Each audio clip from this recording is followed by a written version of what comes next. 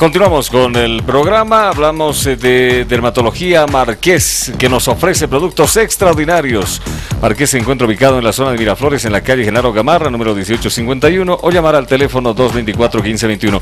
Ahí entre manos, de pronto, doctor, tiene usted el famoso Dermavene, que viene obviamente en base a avena y que nos puede ayudar a cuidar también la piel.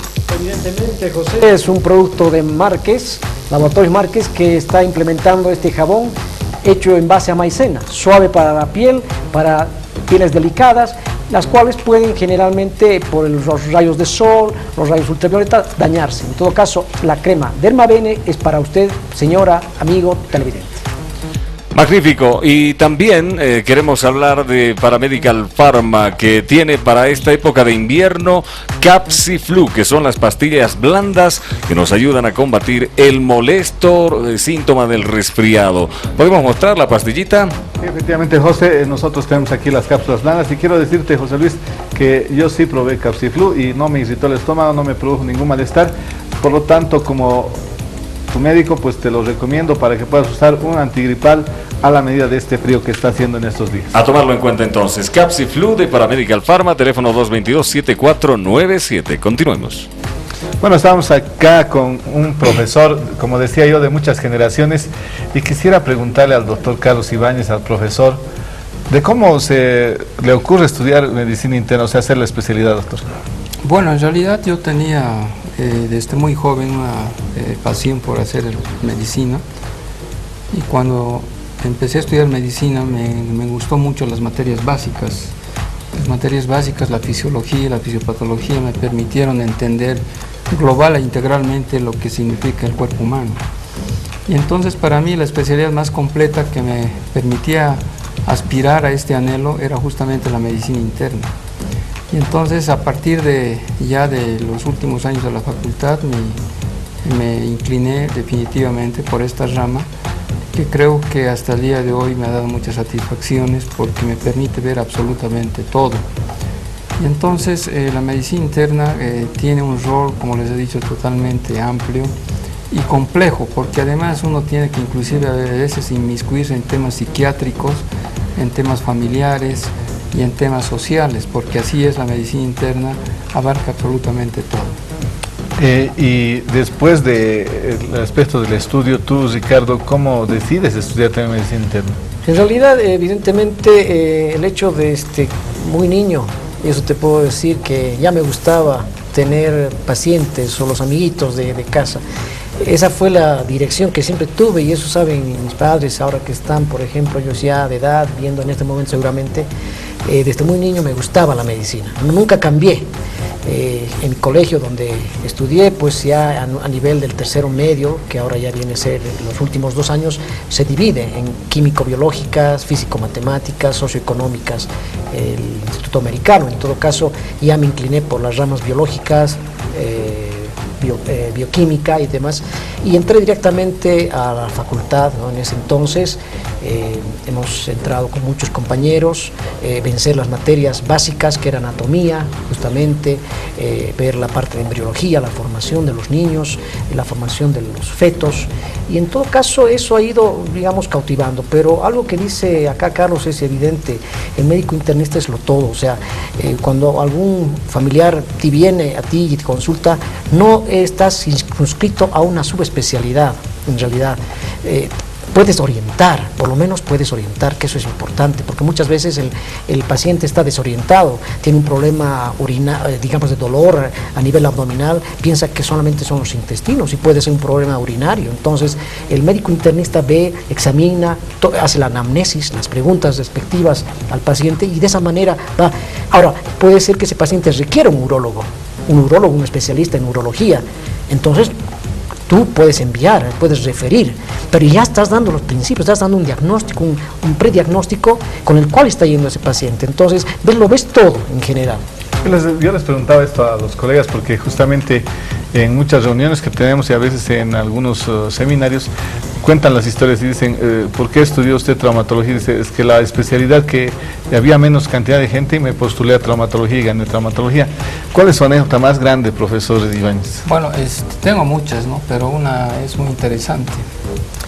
El 18 de febrero de 1988, alrededor de las 3, 4 de la tarde, eran mis primeros días como residente de primer año de medicina interna en el Hospital Obrero. Llegó el primer caso de SIDA. Un paciente cuyo nombre lo tengo en mente, en malas condiciones. En el año 88 prácticamente el tema del SIDA era algo desconocido en nuestro medio, pero que yo lo tenía previsto ya en la mente porque sabía que en algún momento iban a llegar, entonces yo me anticipé a estudiar el tema del SIDA. Cuando puse en el diagnóstico SIDA, prácticamente se armó una conmoción. La gente estaba preocupada, desesperada. Habían profesionales y enfermeras que no querían atenderlo por falta de conocimiento. Pensaban que tocando al enfermo se iban a contagiar y eso es falso. Y entonces el día lunes, mi maestro, el doctor Hugo Garrón Torres, que en paz descanse, me acompaña y lo examinamos y él comparte el diagnóstico que hice. Pero como fue tan impactante el diagnóstico para la gente, el director entonces, que estaba también muy preocupado, tenía una responsabilidad muy importante por manejar el tema médico integral del hospital, decidió pues que me amonesten o me suspendan, porque había llegado a un diagnóstico tan extremo, ¿no? En todo caso, el doctor Garrón y las autoridades del INLASA inmediatamente hicieron un estudio de Western Blot, con el cual en cuestión de 6 a 8 horas confirmaron el diagnóstico. Y el paciente pues fue transferido a una unidad en el hospital de clínicas, ¿no? Y la anécdota de todo esto, que el director hoy es mi suegro, hoy en día es mi suegro, y bueno, es una anécdota familiar muy interesante, y además a quien le estoy mandando un gran saludo al doctor Jorge Riveros, a quien lo tengo siempre en el corazón porque es un profesional médico también, entonces un saludo muy cordial para él y la familia, ¿no? Entonces es una anécdota muy interesante. Entonces a partir del 88, a partir de este paciente se han cambiado muchos conceptos de la atención. Por ejemplo, a partir de ese momento se hervían las jeringas, las agujas se esterilizaban ebulliendo. ¿Se acuerdan que había que hervirlas? Correcto. Las sondas nasogástricas y las sondas se las reutilizaban, pero a partir de la llegada de este enfermo, desde el 88 de febrero, todo cambió. A partir de ese momento se empezó a utilizar jeringas desechables, sondas desechables, todo el material desechable. Entonces fue prácticamente un punto de inflexión para cambiar prácticamente el tema de control de bioseguridad en el tema de atención de los pacientes.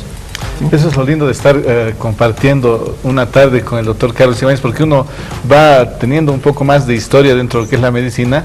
Y sí, yo me acuerdo por los años 80 más o menos, que sí se reutilizaba todo, venían las jeringas de vidrio, las famosas jeringas de vidrio, y las hacían hervir, las ponían en agua María y estaban ahí hirviendo, y ahí sacaba la enfermera con su pincita y comenzaban a inyectar, ¿no es cierto? Así era. Y habían también las agujas que se las hacía hervir y se las cambiaba y se colocaban las inyecciones en esa. Claro, yo me acuerdo, por ejemplo, una anécdota tan mía, de muchacho, yo hice me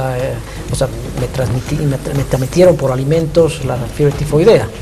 En todo caso, yo estaba muy enfermo en casa, tuvieron que traer mis padres a un médico y bueno, no dio un diagnóstico bueno, diagnosticaron una bronquitis, una neumonía, que muchas veces la fiebre tifoidea puede dar, porque hay fiebre y malestar general, hay compromiso del estado general, puede haber un problema pulmonar, se asocian muchas cosas. Y me ponía penicilina, pues, penicilina seguramente procaínica cada 12 horas y ya estaba yo una coladera, ¿no? Pero veía, y eso me queda como trauma, que una aguja que la esterilizaban y sabías que esa aguja que te ponen 10 veces o 20 veces, el bisel de la aguja se va pues torsionando, se va amortizando. Entonces colocarte con esa misma aguja 10 veces fue un dolor tremendo, ¿no? Hoy en día todos usamos en realidad este desechable y es una sola puesta y se desecha. En todo caso son anécdotas que uno pasa y después ya no quería saber más de las inyecciones, nunca más intramusculares. Bueno, estamos aquí con personas realmente jóvenes, esa va a ser la anécdota porque no estamos en las edades, pero ya saben que ellos sí se pinchaban con lo que es agujas o jeringas de vidrio. y agujas que reutilizaban, ¿no es cierto? Yo, la verdad, profesor Ibáñez, he tenido la dicha de tenerlo como maestro, como formador de quien le habla y de muchas generaciones. ¿Cuántas generaciones habrá formado tanto en la parte médica general y en la parte de especialidad? Bueno, en realidad yo soy profesor emérito de la Facultad de Medicina, tengo 25 años más o menos de actividad docente y son aproximadamente 25 años de formación y por supuesto 25 años de 25 generaciones que de pronto he conocido. Eso me permite tener muchos amigos en los 9 departamentos del país y fuera de nuestra Bolivia. Desde todo punto de vista, mi querido doctor, un fuerte abrazo para usted, porque además está al frente de una institución sumamente importante y el día de hoy yo quiero brindarle un aplauso a todos los médicos internistas. Muchas gracias. Feliz día y con esto vamos cerrando ya el programa, mi querido doctor. Efectivamente, José Luis, muchas gracias, Ricardo. Nos estaremos viendo el día miércoles, estaremos con muchas más sorpresas porque ya se viene la radio del Colegio Médico y la estaremos presentando en el próximo programa. La radio del Colegio Médico estará saliendo al aire primero por internet. Qué bien, Lucho, muy bien, amigos televidentes, eso ha sido todo por hoy. El tiempo es corto en televisión, nos despedimos. Un gusto haberte tenido, Carlitos. Gracias. Y estaremos ya festejando este día. Muchas gracias.